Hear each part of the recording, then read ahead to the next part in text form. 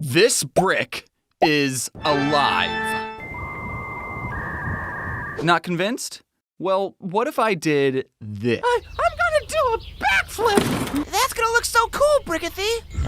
What are you boys doing? Brickathy's gonna do a backflip, Grandma!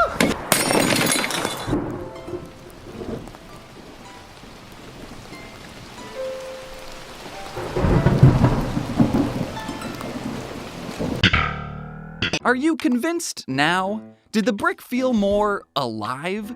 I mean, sure, it's still a brick that can't move on its own, but maybe because I put googly eyes on it and gave it a family, you can connect with this brick, and it made you feel emotions. Convincing you that something inanimate is animate is the main goal of the animate-or. They're nothing more than deranged frauds. For the last century, animators have innovated new techniques and styles to this medium, taking it from a spinning wheel that doesn't even use electricity to Spider-Verse. And today, I'm going to talk about all the processes and innovations that have brought the medium of animation to right now. But first, let's go all the way back to the beginning of film, when it was all black and white and people had to put up text whenever they talked. Early on, filmmakers discovered a very simple trick to make anything appear alive in front of a camera. And that simple trick was called You're filming something and then stop the camera and then move the thing slightly, capture a new image, move the thing again, and continue to do that a tedious amount of times. On the film, that thing now magically looked like it move on its own. And with this technique, you could make literally anything appear to be moving. Anything. But some filmmakers took this art form to an extreme level and created whole characters out of clay and a posable metal wire system called an armature. Now, animators can sculpt unique characters that bend and pose in much more believable ways. With stop motion, you don't need to hire a real dinosaur or giant monkey to make a movie about a dinosaur or giant monkey. I'm sorry you didn't get the job, Phil. You know, I just had a crazy idea. What if we made our entire puppet's head interchangeable? Now they can make any facial expression and mouth shape possible. We will have to sculpt out hundreds of different heads though, but I mean, come on, that'll be fun. That's why we're extreme, baby! Stop motion movies are still being made and enjoyed to this day. And while new technology does help make the overall process easier, animators are still using the same techniques that were used on King Kong back in the 1920s, where they carefully pose out a character's every movement frame by frame, in order. Stop motion is a medium that I can't even begin to understand how they do, let alone make it look good, you know? Having a stop motion character in gravity-defying poses, making hundreds of different faces, is done solely to make the character feel more alive. And sometimes, to help sell the realism, animators will mimic quirks that only happen in live-action films. I always chuckle when I see a lens flare in an animated movie, cause like, where did you come from? There's not even a camera lens. Unlike me though, who's always got a camera rolling. Hey, how's it going? Uh-oh, oh no! Did you catch that? Did you see the lizard eating a bug? Oh, we got him. Now let's rewind the clip and pause right here.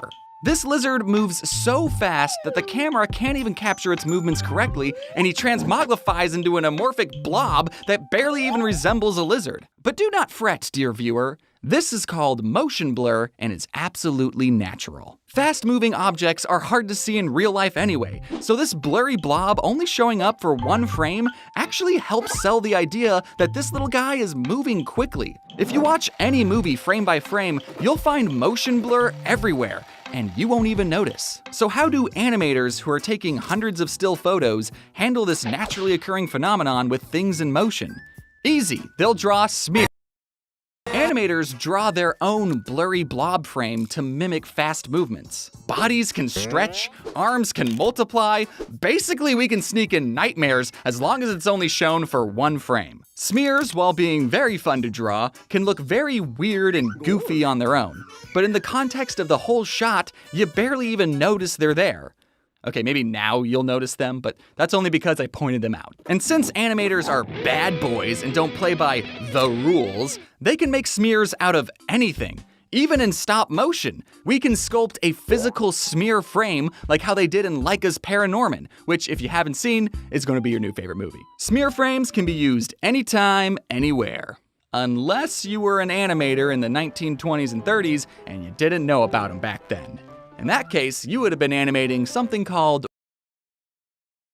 In the 1920s and 30s, animators were still figuring out some core principles of animation. Turns out there's 12 of them. Smear frames were used sparingly during this time, with animators usually only drawing characters with multiple limbs to show fast movements. The stretchy, wacky, and spiritually ascending smears that you all know and love weren't really used until the 1940s. Rubber hose characters have noodly, almost hose-like limbs that bend in all sorts of anatomically defying ways. Look at Mickey Mouse's noodle arms that I can now legally show you. The reason characters look like this is because drawing noodle arms and not worrying about anatomy is easier to draw. But just because something has noodle arms doesn't mean it's bad, you guys. What these animators were able to accomplish with the technology, if you could even call it that, is nothing short of dark magic. And the very same studio that made Steamboat Willie wanted to push the envelope and show the world that animation could be more. It doesn't just have to be noodly characters with Pac-Man eyes. They were going to animate a realistic woman with proportional arms that don't move in weird, exaggerated ways. And oh god, her noodle arms are moving in weird, exaggerated ways. In 1934, Disney released a short called The Goddess of Spring, being their first attempt at animating a character with what was supposed to have real human anatomy. They still had a lot to learn, obviously. Now, animating a quote-unquote anatomically correct human is actually a much harder task than you might realize, and that's because of the uncanny valley. Get more and more human characteristics, we hit an interesting point right here when something looks almost like a human, but is just a little off. Our pattern recognition brain starts setting off alarm bells and go, ugh, something is definitely wrong with that almost human. I am entering fight or flight right now. So if you're trying to make something look as close to a human as possible, but are just a tiny bit off, everything crumbles. The Goddess of Spring was still good practice for Disney because only 3 years later, they released the world's first fully animated feature film, Snow White. Can you really blame Disney for going 6 times over budget to make this movie? I mean, just look at how these human characters are moving. 10 years before Snow White, animated humans looked like this. So going from this to this in only 10 years? How? I can't get over how real these human characters look sometimes. Almost too real. Well, I think you're old enough to learn about the dangers of rotoscoping is the process of taking real-life footage and then manually tracing over every frame, resulting in an animation with unreal levels of realism. And I say unreal derogatorily. You're basically slapping a cartoon filter over live-action footage, but instead of simply slapping, you're spending multiple hours doing mindless and tedious drawing. Rotoscoping is not the same as filming a human actor and then later referencing that footage, like what Disney did for Sleeping Beauty or Alice in Wonderland or any movie ever because animators use references all the time. People had figured out how to rotoscope other people long before Snow White. So of course Disney, who was trying to convey real human movement, rotoscoped some shots. The problem with rotoscoping is that we start to sneak our way back to the bottom of the uncanny valley. Animated characters often do and should break the laws of physics. They can squash and stretch into weird proportions and be drawn in unique and interesting poses. And look, Snow White is still a masterpiece of a movie. The rotoscoping is fine, you barely notice it, it's good, it's a good movie, and it made Disney a lot of money. Also, how did Walt animate these shots of things reflecting in the water in 1937? What, did they put special glass over paintings to make it look distorted or something?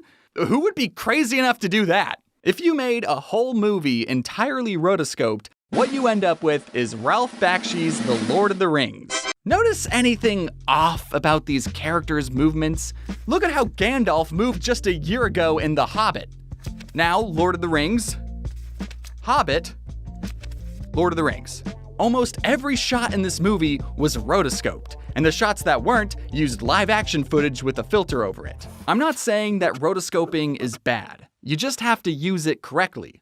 A character switching from traditionally animated to rotoscoped is incredibly funny, and always will be. The YouTuber Joel Javier makes very entertaining rotoscope skits that feel like a fever dream, and I mean that underogatorily. And a lot of music videos get away with rotoscoping because, admittedly, rotoscoping is a very cool visual. Now, I wish I could say the first Lord of the Rings movie was a hidden animation gem, but I don't know, it's not on my top 10, I'm sorry. It probably made a lot of nerds in the 70s happy, but thankfully The Lord of the Rings has been adapted into many other forms of media, like video games, Magic the Gathering cards, and anime. Anime? They're making a Lord of the Rings anime? They're making a Lord of the Rings.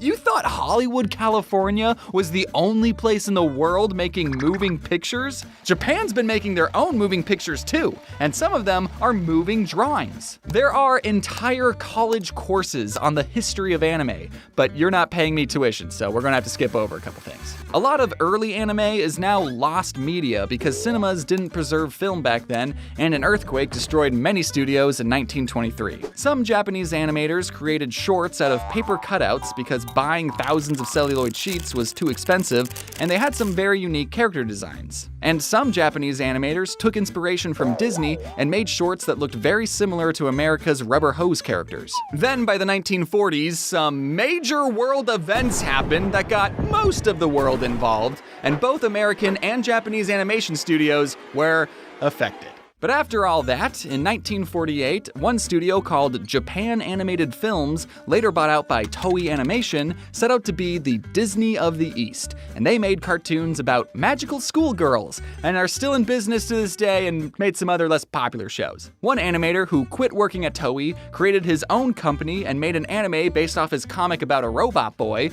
Hey, I kinda like that art style of drawing humans with big expressive eyes. Let's do more of that. That same year, another studio made an anime about humans controlling giant robots. I wonder if that's going to inspire a whole new genre. And this guy was commissioned by American studios to make stop-motion Christmas movies like Rudolph the Red-Nosed Reindeer. Meaning Rudolph is anime.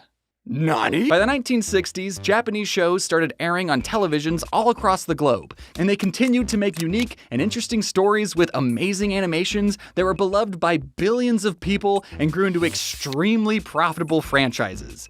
Like, I'm talking the most profitable franchise. By the 1970s, Disney was still very much the animated movie gold standard, making big-budgeted movies with family-friendly values. Which is fine to do, kids love bright colors and talking animals that only cartoons can offer, but some studios realized that animation was a medium, not a genre, and made animated movies exclusively for adults. That's part of the reason why the first Lord of the Rings movie was entirely rotoscoped. It wasn't trying to be cartoony and over the top, it was trying to be real and gritty. Animation could be anything for anyone of any age. But really, if you think about it, there hadn't been a new way of showing people moving drawings since those very early days of black and white stop motion. In stop motion, you take a picture, move a figure, take a picture, move a figure. In cell animation, you take a picture, move a cell, take a picture, move a cell. Everything's just been a series of pictures moved manually in front of a camera this whole time? Always has been. You've got mail. Oh. It says the entire animation and film industry is about to be flipped onto its head forever and ever. Yeah, right. I'm sure this whole computer thing is just ever-increasing advancements of technology. We were able to achieve increasingly advanced achievements, like putting a guy on the moon and drawing silly little cartoons more efficiently. Gone are the days of having to physically draw everything out on paper and underpay a team of hundreds of pretty girls to hand paint every frame.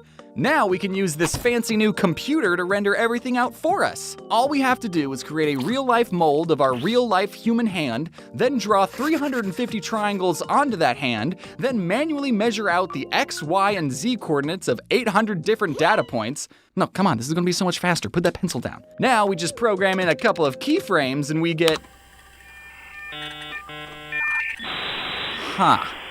We still don't have the processing power to render everything out. Oh, I know. We'll just point this long exposure camera at the computer screen. Get these art supplies out of here. This is the future. And when everything's finished rendering, we'll get this. A whole human hand moving on its own without having to draw a single frame. This process is exactly what Utah University student Ed Catmull did in 1972. And while it might not have been more efficient than drawing everything out by hand, it showed that computers were capable of rendering out three-dimensional animations. This was made after we landed a man on the moon, by the way, so don't tell me this was CGI. As the computer's processing power grew exponentially, more and more filmmakers started seeing the benefits of using computer-generated images in movies. A decade after Catmull digitized his hand, films like Tron showcased characters racing on mind-boggling computer-generated light cycles. This might look, bad by today's standards, but these graphics were something that audiences had never seen before. Plus, the movie takes place inside of a computer, so this is probably what people thought the insides of a computer looked like anyways. At the time, computers did a great job at creating rigid geometric shapes, and animators used that to their advantage. Characters would still have to be animated traditionally on cells, but objects that weren't going to change shape, like black cauldrons, could now magically fly in circles around our characters. Disney really showed off the computer's rendering power during the climax of The Great Mouse Detective, when these two rodents fought each other inside a clock tower and all the spinning gears were generated by a computer. Animators can now make any complex shape move in a three-dimensional space without having to draw a single frame. I mean, except for the characters, they still very much had to draw those. Computer graphics were here to stay as Disney integrated more of them into movies like these cars in Oliver and Company or Eric's ship in The Little Mermaid, and then they stopped using cells entirely. Starting with The Rescuers Down Under, Disney no longer used cells and made movies entirely digitally with a program called CAPS. So if you ever wanted to own a cell of Joanna the Lizard eating an egg, that's too bad because they don't exist. Which fucking sucks because Joanna was the best goddamn lizard Disney ever made. Don't touch me! TV shows and anime still use cells till about the year 2000-ish, but eventually everyone switched to digital. Now to color a frame, all you had to do was... So computers were great at making rigid, non-flexible shapes, but has anyone ever tried to make... A group of computer scientists who were working for a small indie director named George Lucas were taking this art form to an extreme level and created whole characters completely generated by a computer. Then a small entrepreneur named Steve Jobs hired those computer scientists and made his own company, Pixar. Yes, Steve Jobs was one of the founders of Pixar, and he originally created the company to sell a high-end computer powerful enough to render 3D animations. But no one bought the computer because it cost $135,000. So the team scrapped the computer selling idea and just stuck with making computer-generated cartoons. But they soon discovered a unique problem. The computer had a hard time getting textures right, and everything, including babies, ended up looking like it was made out of plastic. So the team's clever work around this dilemma was to make a movie with the entire cast of characters actually made out of plastic. Or ants. People don't know what ants are supposed to look like. It's fine. Pixar continued to develop new processes to get the computer to generate unique textures and lighting, like simulating human hair or fur, or lighting things in such a way to make everything appear underwater. No other studio was pioneering computer-generated images like Pixar was. And then in 2006, Disney bought Pixar. But I don't think Steve was too upset because 1 year later, he achieved his dream of selling a high-end computer. This time being a little more affordable. A little. Now, I want to squash any misconception that computers do all the animating. Animators still have to manually pose a character's body and facial expression off of a character's build a complex system of nodes and bones that let them manually pose a character into any position possible. It's kind of like a digital stop-motion puppet, or an actual puppet without any of the strings. All CG characters are just their own complicated version of Pinocchio. Using character rigs is really the only way of animating things in 3 dimensions. But it's not like we can use rigs in 2D animation. Here in the second dimension, we don't have a fancy Z-axis. 2D animation can only be done by hand drawing 24 new images every second. Except we don't, I lied. Even all the way back when characters were animated with paper and cells, animators wouldn't draw a whole new frame every frame. Usually they would animate pieces of a character and paint each piece on its own cell.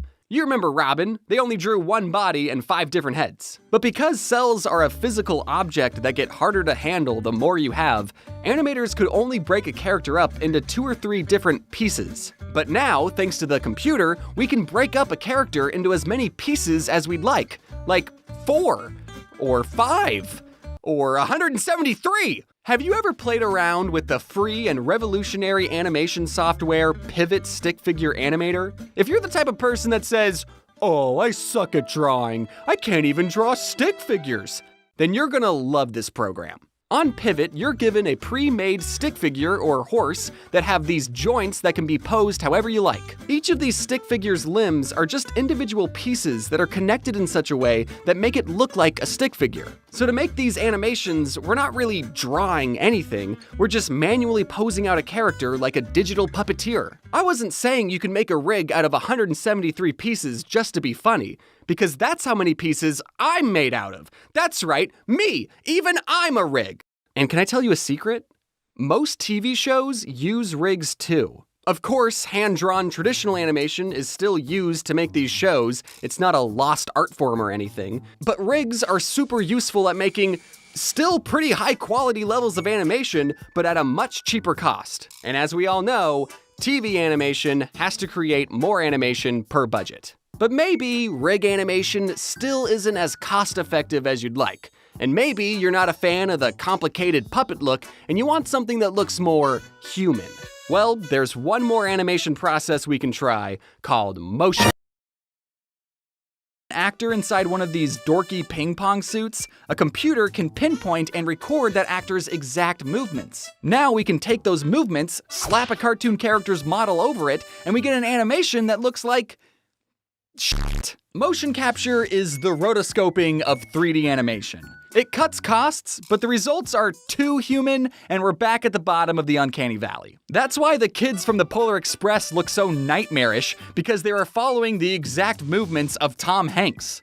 Yes, Tom Hanks, the adult man, did some motion capture for the small, nameless hero boy from the Polar Express. There's probably a reason we haven't made a fully motion capture cartoon in over 10 years, because it looks weird. But I mean, that didn't stop one of these movies from winning an Oscar in animation. And before you ask, no, it wasn't Monster House or Tintin. It was Mars Needs Moms, duh. Just like rotoscoping, motion capture can be used correctly. Computer-generated characters acting side by side real human actors look decent. It's not that jarring that these creatures who exist in a live-action world are moving just like live-action people. And let's not forget all the VTubers who use motion capture technology to bring their jiggly assets to life. No matter what method someone uses to try and convince you that something else is alive, I think is incredibly cool. And I hope you think it's cool too. But maybe you don't think it's cool, and you don't care about animation, and you just put this video on in the background while you were cleaning. That's totally fine, I do that all the time. I just like learning about how all of my favorite animated pieces of media get created, because it's not always the same process. And I think it's great that new technology is allowing anyone to express themselves in whatever way possible. A person expressing themselves. Those are the 3 key words here. From the big studios that are just now pioneering new and interesting styles with digital animation, to the indie studios that have access to incredible technology which allow anyone working from their bedrooms in their pajamas to create some truly masterpieces of animation. So, if you're the type of person that likes to trick people into thinking that something is alive, then you deserve all the respect in the world. In fact, here are some cool people that made the animation in this video possible. Hello, you just made it to the end of this video. I hope you enjoyed it. I'm still trying to figure out this VTuber model, so I'm over-enunciating my words. The technology behind this is beyond my comprehension. If you're still deciding what to get for the holidays, then great news. We have mystery boxes over on my website, so you can leave the deciding up to us. Now, if you'll excuse me, I'm gonna go take a nap. Are you still watching?